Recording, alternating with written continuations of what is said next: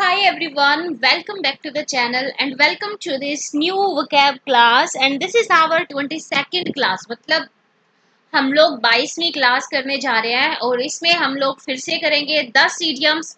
देखो ये जो इडियम्स है ना ये आप लोग के लिए टू बी ऑनेस्ट बहुत जरूरी है कर दें बिकॉज अगर आप 100-200 इडियम्स करके चले गए ना एग्जाम के अंदर तो उसके अंदर उनमें से आने की पॉसिबिलिटी ही जो है वो कम हो जाती है। तो कम से कम आपको इतने तो इडियम्स करके जाने चाहिए जितने की आपकी पॉसिबिलिटी इंक्रीज हो जाए उन सभी इडियम्स में से क्वेश्चन पुट अप होने की।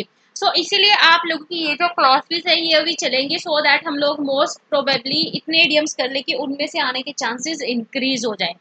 ठीक है, तो this is our 22nd class और जैसे कि आप सबको पता है प्लेलिस्ट ऑलरेडी क्रिएटेड है। तो आपकी अगर कोई भी क्लास मिस हो जाती है प्लेलिस्ट सेक्शन में जाइए। ठीक है, आप लोगों को चैनल होम फिर आगे आप लोगों को प्लेलिस्ट करके क्या मिलेगा, एक ऑप्शन मिलेगा, वहां पर सारी प्लेलिस्ट आपको मिल जाएंगी और उन प्लेलिस्ट के अंदर इडियम फ्रेजेस बाय पूजा दुरान करके प्लेलिस्ट मिलेगी। तो वहां पर सारे इडियम्स की क्लासेस आप लोगों को एक ही जगह पर सिस्टमैटिक मैनर में मिल जाएंगे। And this class is presented by me your teacher Puja Duran and this is all about me. Fine, so अब बिना किसी देरी के फटाफट से करते हैं आज के इडियम्स, फिर उसके बाद हम लोग लास्ट क्लास में जो हमने इडियम्स पढ़े उनको रिवाइज करेंगे। पहला इडियम है कीप वंस वर्ड। देखो राम और श्याम दो दोस्त है, राम एंड श्याम दो दोस्त है। ठीक है, तो यहाँ पे राम ने श्याम को कुछ बताया। ठीक है, उसने राम को राम ने श्याम को कुछ शब्द बताए मतलब कुछ बात बताई। अब ये जो श्याम है ना, राम ने जो भी इसको शब्द बताए जो भी बात है श्याम इनको कीप रखेगा। कीप का मतलब क्या होता है, उस चीज को रखना, सीक्रेट रखना, संभाल के रखना। राम ने श्याम को जो भी शब्द बताए श्याम फिर किसी और को नहीं बताएगा, मतलब ये घनश्याम को नहीं बताएगा। मतलब इसका मतलब क्या होगा कि राम ने जो भी शब्द जो भी बातें श्याम को बताई श्याम ने उन शब्दों को उन बातों को किसी और को मैनिपुलेट करके नहीं बताया। तो इसका मतलब है कि श्याम ने यहाँ पर अपने प्रोमिस को निभाया। ठीक है, उसने अपने दोस्त की जो भी बातें थी वो इधर उधर नहीं फैलाई। तो यही मतलब होता है कीप वंस वर्ड का मतलब दूसरे पर्सन ने जो आपको शब्द बताए जो आपकी बात बताई आपने उसको कीप रखा। ठीक है, राम ने यहाँ पे बोलता है कीप इट सीक्रेट, आपको सीक्रेट रखना है तो आपने क्या किया, टू कीप वंस प्रोमिस। ठीक है, मतलब अपनी प्रतिज्ञा पूरी करना या अपना प्रोमिस पूरा करना। ठीक है, नेक्स्ट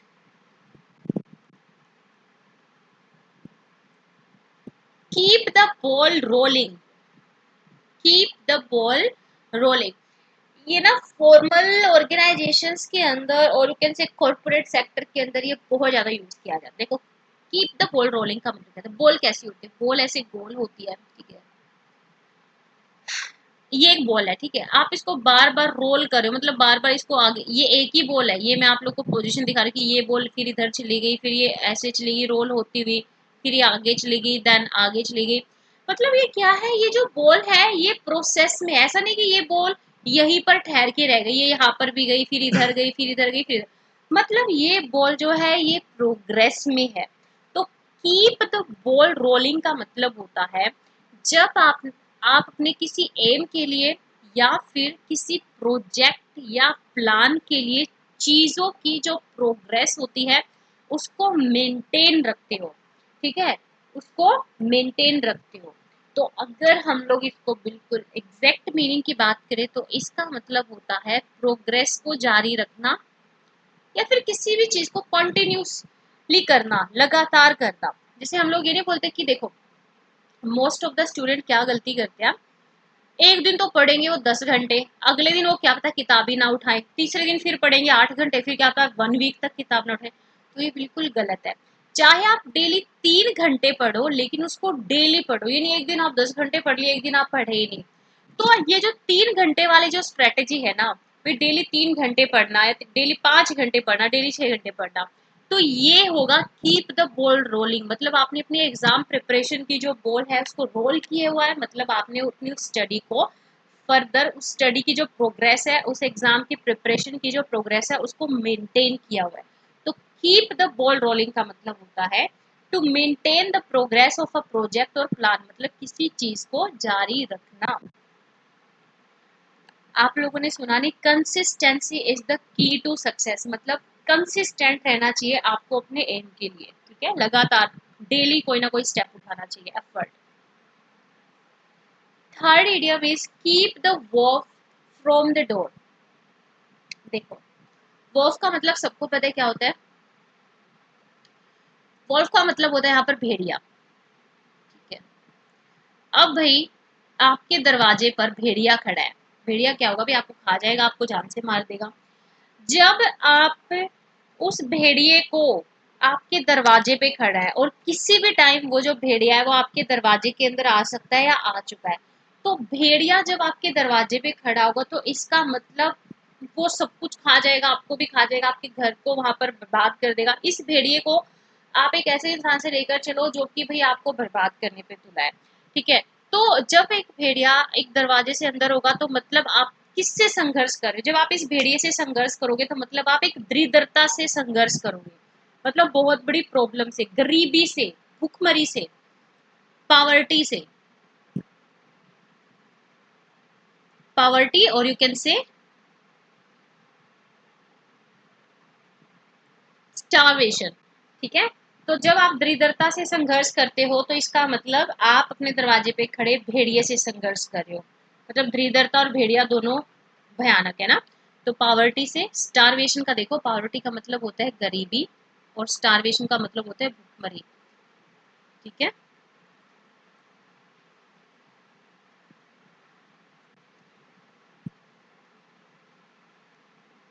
इसका फिर से बता रही हूँ मैं, दरिद्रता से संघर्ष करना, keep the wolf from the door. Next is kill two birds with one stone, मतलब दो पक्षियों को आपने एक ही पत्थर से मार दिया। आप लोगों ने बचपन से सुना नहीं, एक तीर दो निशाने, तो ये वही कहावत है, ये वही मुहावरा है, इडियम है। Kill two birds with one stone, मतलब डूइंग टू थिंग्स। इसका मतलब सच में ये नहीं है कि सच में आप पक्षियों को जान से मार रहे हो स्टोन से। इसका मतलब ये होता है दो चीजों को सेम टाइम पर करना, जबकि एफर्ट जो था उन दो चीजों को करने के लिए वो सेम था। मतलब ये था कि टास्क ए के लिए आप अलग एफर्ट कर रहे थे, टास्क बी के लिए आप अलग एफर्ट करते नहीं, इन दोनों टास्क के लिए आप एक ही मेहनत कर रहे थे, एक ही तरह के एफर्ट कर रहे थे, लेकिन ये दोनों ही टास्क क्या हो गए, सक्सेसफुल हो गए। तो इसका मतलब होता है एक तीर से दो निशान, मतलब एक ही चीज से एक ही कार्य करके दो समस्याओं से निपट लेना। फॉर एग्जाम्पल आप एक फॉरेस्ट में, एक जंगल में गए हुए थे और आपको शिकार करने के साथ साथ आपको भूख भी लगी थी, तो जैसे आपने तीर मारा वहां मतलब एक जानवर भी, एक जानवर का भी शिकार हो गया और उस पेड़ से कुछ फल फ्रूट भी टूट कर आ गए। तो इससे क्या हो, मतलब एक तीर से दो निशान, मतलब एक ही टाइम पर आपकी भूख का भी सॉल्यूशन हो गया और आपको शिकार करना था वो भी आपने समस्या वहां पर निपट ली, ठीक है। तो ये होता है एक टाइम पर एक कार्य से दो समस्याओं से निपटना। फिफ्थ इज किथ एंड किन। किथ एंड किन का मतलब होता है भाई बंधुत्व, मतलब जो भाई बहन, भाई बंधु, मतलब पूरा वो जो ब्लड रिलेशन होता है, मतलब खून के रिश्ते जो होते हैं उनको बोला जाता है किथ एंड किन। तो इसको आप याद रखो, किथ से और किन से, मतलब किथ और किन जो है ये दोनों क्या है, ये दोनों भाई है। किथ और किन जो है ये दोनों भाई है, मतलब इनमें खून का रिश्ता है। देखो, किथ और किन स्पेशली यूज किया जाता है ब्लड रिलेशन के लिए। वैसे तो कई बार ऐसा होता है भी आपका कोई दोस्त है, आप उसको अपने अपने भाई से भी बढ़ के, मतलब एक बहुत अच्छा रिश्ता उसके साथ आपका बन जाता है। लेकिन यहाँ पर किथ और किन का स्पेसिफिकली मतलब होता है खून के रिश्तों से, ब्लड रिलेशन से।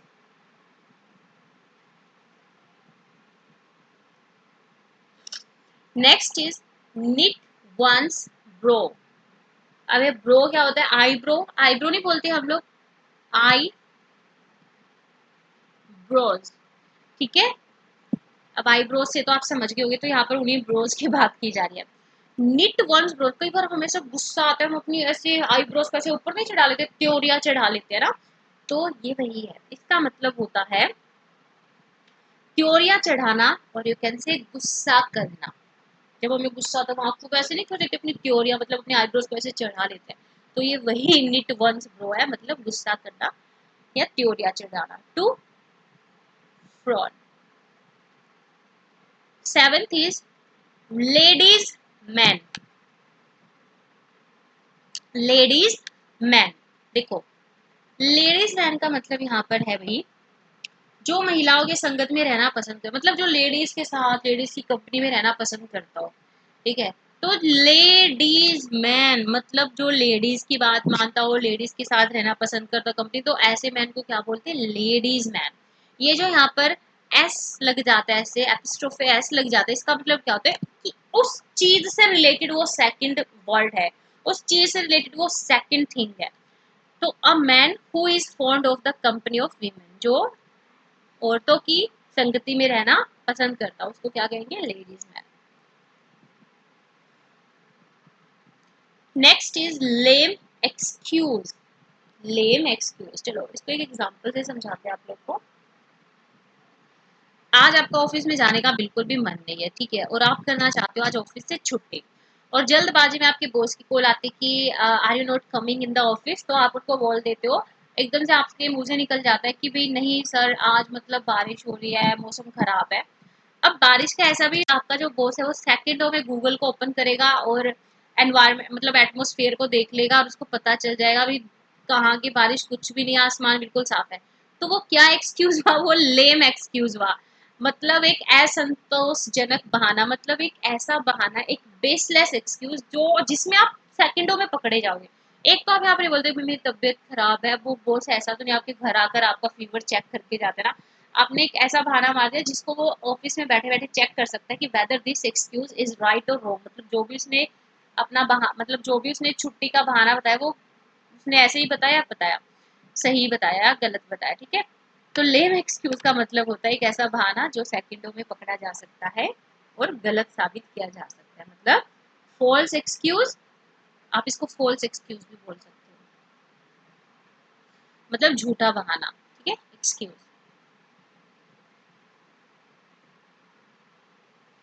Ninth is left handed compliment. देखो राइट, राइट का मतलब क्या होता है, सीधा हाथ, और राइट का मतलब भी क्या होता है, सही, जब कोई चीज सही हो।